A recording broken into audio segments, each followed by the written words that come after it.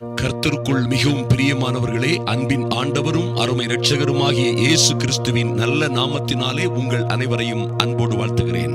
எனக்கு அன்பான சகோதர சகோதரிகளே, இப்பொழுதும் ஒரு அற்புதமான காரியத்தை, இது ஆச்சரியமான விஷயம், ஆனால் உண்மையான காரியத்தை உங்களோடு நாம் தியானித்து விட்டு இன்று ஜெபிக்க போகிறோம். இந்த வல்லமையான அதிகாலை ஜெபம் உங்கள் வாழ்க்கையில் பல்வேறு ஆச்சரியமான விஷயங்களை நடப்பிக்கும், அற்புதங்கள் நடக்கும் என்பதிலே எந்த மாற்றமும் இல்லை. ஆச்சரியமான அற்புதமான காரியங்களும் ஆசீர்வாதங்களும் உங்களை சூழ்ந்து கொள்ளும். நீங்கள் செல்லுகிற இடங்களிலே வெற்றி சிறப்பீர்கள். உங்களுக்கு எதிராக இருக்கிற எல்லா துன்பங்கள், உபத்திரவங்கள், எல்லா விதமான பாடுகளிலும் நீங்களே வெற்றி சிறப்பீர்கள். அதன் ரகசியத்தை தெரிந்து கொள்ளுங்கள். பாருங்கள், எரேமியா என்கிறதான ஒரு அந்த அற்புதமான தீர்க்கதரிசியோடு ஆண்டவர் பேசும் பொழுது, எரேமியா 1ஆம் அதிகாரத்திலே பாருங்கள், தாயின் கற்பத்தில் இருந்தே அந்த மனிதனை கர்த்தர் தெரிந்து கொண்டு அவனுடைய கற்பத்தில், தாயின் கற்பத்திலே அவன் உருவாகும் முன்னே அவனை அழைத்து தெரிந்து கொண்டார். ஆனாலும் பாருங்கள், அவர் அழைக்கும் பொழுது எரேமியா இப்படியாக சொல்லுகிறார் 6ஆம் வசனத்திலே, அப்பொழுது நான் கர்த்தராகிய ஆண்டவரே, இதோ நான் பேச அறியேன், சிறு பிள்ளையாய் இருக்கிறேன் என்றேன். 7ஆம் வசனம், ஆனாலும் கர்த்தர், நான் சிறு பிள்ளை என்று நீ சொல்லாதே. நான் சிறு பிள்ளை என்று நீ சொல்லாதே, நான் உன்னை அனுப்புகிற எல்லாரிடத்திலும் போய் நான் உனக்கு கட்டளை இடுகிறவைகளை எல்லாம் நீ பேசுவாயாக என்று கர்த்தர் ஒரு அற்புதமான ஒரு வேலையை என்ன செய்றாரு, எரேமியாவுக்கு கொடுக்கிறார். 8ஆம் வசனத்திலே சொல்லுகிறார், நீ அவர்களுக்கு பயப்பட வேண்டாம். நீ யாரிடம் உன்னை அனுப்புகிறேனோ, யார் யார் உனக்கு எதிராக வருகிறார்களோ, யார் யார் உனக்கு எதிராக யுத்தம் பண்ணுகிறார்களோ, அவர்களை குறித்து நீ பயப்பட வேண்டாம். உன்னை காக்கும்படி நான் உன்னுடனே இருக்கிறேன், இருப்பேன் இல்ல இருக்கிறேன் என்று கர்த்தர் சொல்லி தமது கரத்தை நீட்டி அவரை தொட்டார் என்று வேதத்திலே பார்க்கிறோம்.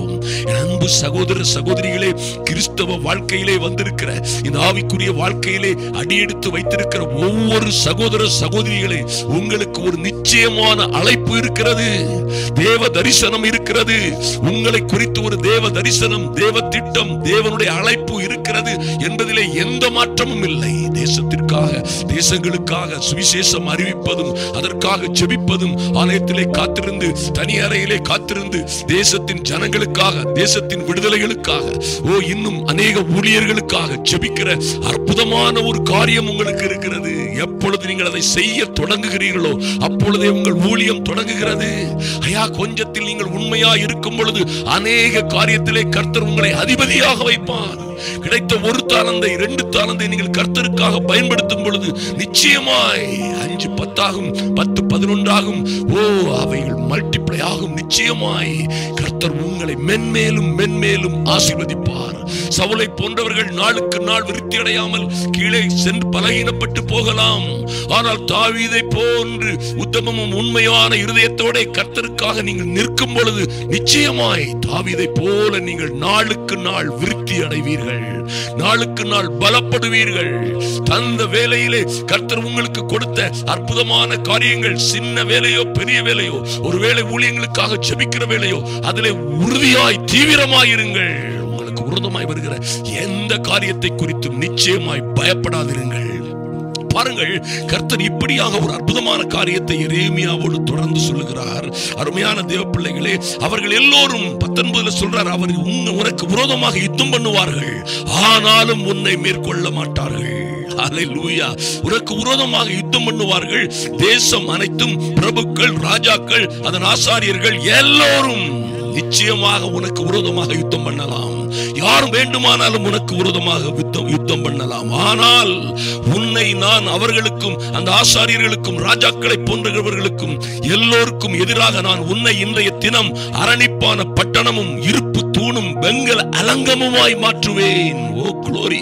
என் அன்பு சகோதர சகோதரிகளே, உங்கள் வாழ்க்கையிலே, குடும்பத்திலே, அல்லது உங்களுக்கு இருக்கிற கோற்று பிரச்சனைகள், அல்லது நஷ்டங்கள், கஷ்டங்கள், கடன்கள், ஒருவேளை மந்திர சூனியங்கள், எந்த காரியமாய் இருந்தாலும் சரி, எந்த காரியமாய் இருந்தாலும் சரி, நீங்கள் ஒருவேளை பொல்லாத கனவுகளை, தீய கனவுகளை காணுகிறவர்களாய் இருந்தாலும் சரி, ஒருவேளை தீய கனவுகளை நீங்கள் கண்டாலும் சரி, ஒருவேளை பிசாசே உங்களோடு பேசுவது போல நல்லவன் போது பேசி உங்களை பயமுறுத்துவதாக இருந்தாலும் சரி, ஒருவேளை வானத்தில் இருந்து தோன்றிய ஒரு தூதனே வந்து வேதத்திற்கு விரோதமாய் உங்களை பயமுறுத்தினாலும் சரி, பயப்படாதிருங்கள், பயப்படாதிருங்கள்.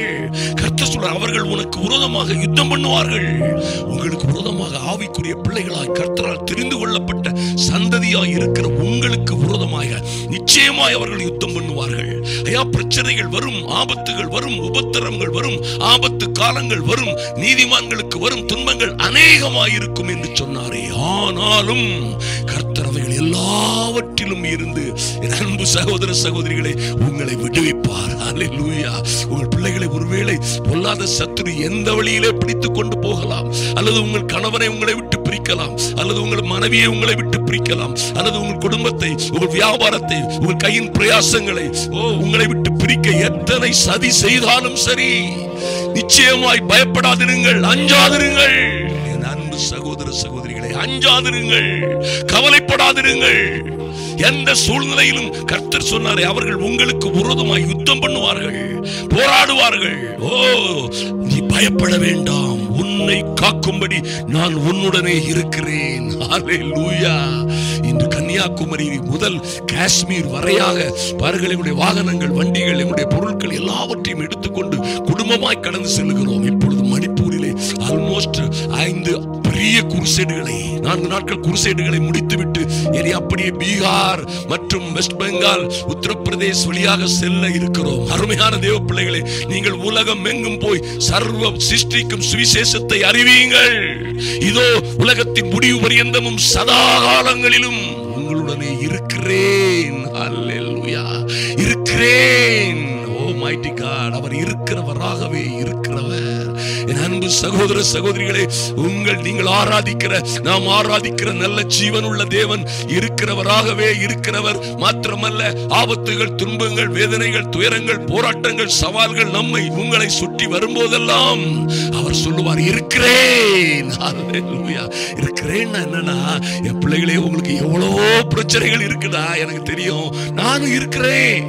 பிரச்சனையை மட்டும் பாக்குறீங்க, குடும்ப பிரச்சனையா இருக்கட்டும், கணவருக்கும் உங்களுக்கும் உள்ள பிரச்சனையா இருக்கட்டும், அல்லது திருமண தடைகளை, பிரச்சனையே பேசிக் கொண்டிருக்கிறீர்களே, பிரச்சனை கண்டு பயப்படுகிறீர்களே, ஐயோ பிரச்சனைகள், மந்திரவாதத்தை குறித்து பேசுகிறீர்கள், அதை வைத்து விட்டார்கள், இதை வைத்து விட்டார்கள், அது எங்களிடம் கிரியை செய்கிறது, பரம்பரை சாபங்கள் எங்களிடம் கிரியை செய்கிறது என்று பேசும் போதே பயப்படுகிறீர்கள்.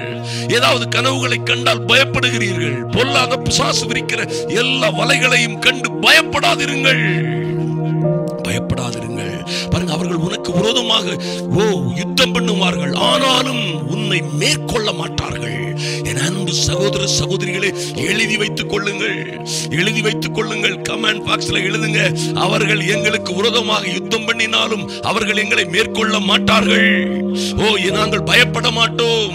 எங்களை காக்கும்படி எங்கள் ஜீவனுள்ள சர்வ வல்லமையுள்ள ஆண்டவர், வானத்திலும் பூமியிலும் சகல அதிகாரமும் கொடுக்கப்பட்டிருக்கிறவர், எங்களை தெரிந்து கொண்டவர், அழைத்தவர் எங்களுடனே இருக்கிறார். இந்த பூமியின் முடிவு பரியந்தமும், ஐயா, எங்கள் முடிவு பரியந்தம் மாத்திரமல்ல, இந்த உலகத்தின் முடிவு பரியந்தமும் சதா காலங்களிலும் தேவ பிள்ளைகளோடு இருப்பேன் என்றவர் இருக்கிறவராகவே இருக்கிறார் என்று சொல்லுங்கள். நன்றாக கவனியுங்கள். 17ஆம் வசனம், இதுதான் ரொம்ப ரொம்ப முக்கியமான வசனம். ஆகையால் நீங்க என்ன செய்யணும்? நீ உன் அறையை கட்டிக்கொண்டு நின்று, தைரியமாய் நின்று, அறையை கட்டிக்கொண்டு, அறையில பெல்ட்டை, கச்சையை ஒரு வீரன் கட்டுவது போல கட்டிக்கொண்டு, தளர்ந்து போகாதபடி, நடுங்காதபடி, அல்லது பயத்தினாலே, கஷ்டத்தினாலே, பலகீனத்தினாலே நடுங்காதபடி உன் அறையை கட்டிக்கொண்டு நின்று, நான் உனக்கு கட்டளையிடுகிறவைகளை எல்லாம் அவர்களுக்கு சொல். ஐயா, கர்த்தர் உங்களுக்கு விரோதமாக யுத்தம் பண்ணுகிறவர்களுக்காக கர்த்தர் உங்களுக்கு கட்டளையிட்டு இருக்கிறார். அருமையான தேவ பிள்ளைகளே, உங்களுக்கு விரோதமாக யுத்தம் பண்ணுவார்கள், மேற்கொள்ள மாட்டார்கள். ஐயா, உங்களுக்கு விரோதமாக ஒரு வழியாய் வருவார்கள், 7 வழியாய் சிதறி போவார்கள். இதுதான் ஜாதகம், இதுதான் விதி, இதுதான் விதி, இதுதான் சட்டம். இந்த சட்டத்தை உலகத்துல மீறதுக்கு எந்த அதிகாரத்துக்கும், எந்த உங்க பிரச்சனைக்கும் அதிகாரமே கிடையாது. என் அன்பு சகோதர சகோதரிகளே, இந்த சட்டத்தை மீறுவது, ஒரு வழியாய் வருவார்கள், வருவார்கள். எப்படியா போவாங்க? 7 வழியாய் போவார்கள். எப்படி போவார்கள்? நானே பலவீனப்பட்டிருக்கிறேனே, ஐயோ அவர்கள் பலசாலிகளாய் இருக்கிறார்கள். பயப்படாதிருங்கள். உங்களுக்காக யுத்தம் பண்ணவும் உங்களை காக்கவும் உங்களோட இருக்கிறவர். ஹல்லேலூயா.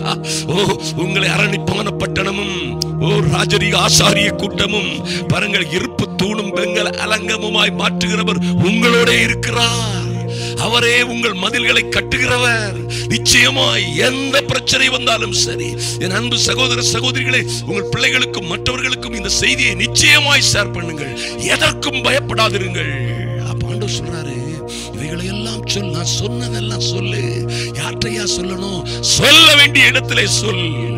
எங்க பயப்படுறியோ அங்க பேசு. யார்கிட்ட பேசுற? உங்க வீட்டுல போய் பேசணுமா அல்லது எதிராளிகிட்ட போய் சண்டை போடணுமா? நோ, தனி அறையை பூட்டி கொண்டு பிரச்சனைகள், துன்பங்கள், போராட்டங்கள் எல்லாம் உங்களை சூழ்ந்து வரும் பொழுது உங்கள் தனி அறையை பூட்டி கொண்டு இது போன்ற அதிகாலை ஜெப வேளையிலே, நடுஜாம ஜெப வேளையிலே தேவ சமூகத்திற்கு வாருங்கள், வந்து ஜெபியுங்கள். கர்த்தாவே, இந்த பிரச்சனைகள் நீங்க சொன்னது போல ஒரு வழியாய் வந்திருக்கிறார்கள், 7 வழியாய் சிதறி போகும்படியாய் 7 வழியாய் வருகிறார்கள், 70 வழியாய் mighty God சிதறி போகும்படியாய் ஜெபிக்கிறேன். நீங்க சொன்ன வார்த்தையின்படி எங்களுக்கு விரோதமாய் உருவாக்கப்படுகிற எந்த ஆயுதமும் வாய்க்காதே போகும்படியாய் ஜெபிக்கிறேன். சொல்லுங்க சொல்லுங்க. எங்களுக்கு விரோதமான மந்திரவாதமும் இல்லை, குறி சொல்லுதலும் இல்லை என்று விசுவாசிக்கிறோம். எங்களுக்கு விரோதமான பிசாசின் கிரியைகள் அழிக்கப்படுவதாக. என் அப்பா எங்களுக்கு கொடுத்த அதிகாரத்தின்படி பிசாசுகளையும் வல்லமைகளையும் கிரியைகளையும் எங்கள் குடும்பத்தை, பிள்ளைகளுடைய வாழ்க்கையை விட்டு, எங்களுடைய வியாபாரத்தை, தொழிலை, எங்களுடைய ஊழியத்தை விட்டு துரத்துகிறோம். இயேசுவின் நாமத்தினாலே தைரியமாய் சொல்லுங்கள். ஆண்டவர் சொல்ற பயங்கரமான ஒரு கட்டளை இருக்கிறது, மறந்து விடாதீர்கள். ஒரு நாளிலே கர்த்தர் எனக்கு போதித்த, நான் கூட கலங்கி கொண்டிருக்கும் பொழுது கர்த்தரே எனக்கு போதித்த அற்புதமான காரியம் 17 தொடர்ந்து எழுதப்பட்டிருக்கிறது. நான் உன்னை அவர்களுக்கு முன்பாக கலங்க பண்ணாதபடிக்கு, நானே உன்னை அவர்களுக்கு முன்பாக கலங்க பண்ணாதபடிக்கு, நீ உன்னை எதிர்க்கிறவர்கள், உனக்கு விரோதமாக வருகிறவர்கள் உங்களை அழைத்து விடுவது போல இருக்கிற பிரச்சனைகள் அவர்கள் முகத்திற்கு அஞ்சாதிரு, பயப்படாதிருங்கள். என் அன்பு சகோதர சகோதரிகளை, அஞ்சாதிருங்கள். குடும்பத்தில் வரலாம் ஐயா, குடும்ப வாழ்க்கை, தாம்பந்திய வாழ்க்கையில அல்லது குடும்பத்தில் பிரச்சனைகள், பணத்தில் நெருக்கடியில, கடன்ல, எது வேண்டுமானாலும் இருக்கட்டும், அவைகள் எல்லாம் உங்களை எதிர்த்து நின்று உங்களை நாசமாக்கி விடுவது போல இருக்கட்டும். அஞ்சாதிருங்கள், திடன் கொள்ளுங்கள். நீங்க அஞ்சினா என்ன ஆகும்? அவரே வழியில் உங்களை கலங்க பண்ணுவார் என்று எழுதப்பட்டிருக்கிறது.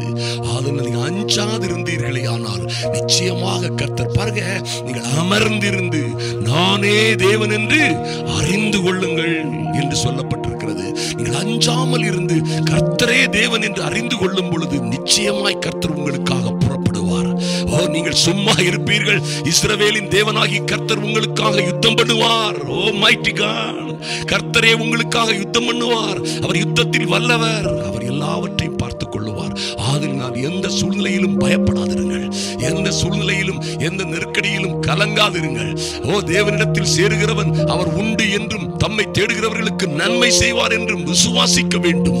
விசுவாசம் இல்லாமல் தேவனுக்கு பிரியமாய் இருப்பதே கூடாத காரியம். நீங்கள் நிச்சயமாய் உங்கள் எல்லா பிரச்சனைகள், ஆபத்துகளில் இருந்து விடுபடும்படியாய் நாம் ஜெபிப்போம். எங்கள் அன்பின் பரலோக பிதாவே, நீங்க கொடுத்த நல்ல மகிமையான வார்த்தைகளுக்காக நன்றி செலுத்துகிறோம் சுவாமி.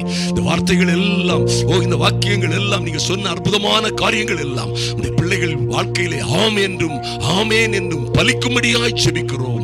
இவர்களும் இவர்கள் பிள்ளைகளும் வாழ்ந்து சிறந்திருக்கும்படியாய், இருக்கிற எல்லா பிரச்சனைகள், உபத்திரவங்கள், ஆபத்துகள் எல்லாவற்றிலும் இருந்து இவர்கள் மகிமை அடையும்படியாய், மேன்மை அடையும்படியாய், அன்பரும் ஆத்ம இரட்சகருமாகிய இயேசு கிறிஸ்துவின் நல்ல நாமத்தினாலே ஜெபிக்கிறோம் எங்கள் மகிமையின் நல்ல பிதாவே. ஆமேன், ஆமேன். என் அன்பு சகோதர சகோதரிகளை, இதை சப்ஸ்கிரைப் பண்ணாதவர்கள் நம்முடைய சேனலை சப்ஸ்கிரைப் பண்ணுங்க, மற்றபடி அநேகருக்கு ஷேர் பண்ணுங்க. இது ஒரு ஆசீர்வாதமான காரியம். இந்த ரகசியத்தை, இந்த வெற்றியின் ரகசியத்தை விட்டுவிடாதீர்கள். நிச்சயமாய் நீங்கள் எல்லா சிக்கல்கள், சிரமங்கள், ஆபத்துகளில் இருந்து விடுபட்டு உயர உயர எழும்பி பரப்பீர்கள். நடுப்பகல் வரைக்கும் உயர உயர எழும்பி பிரகாசிக்கிற சூரியனை போல நீங்களும் உங்கள் பிள்ளைகளும் குடும்பமாய் நீங்கள் பிரகாசிப்பீர்கள்.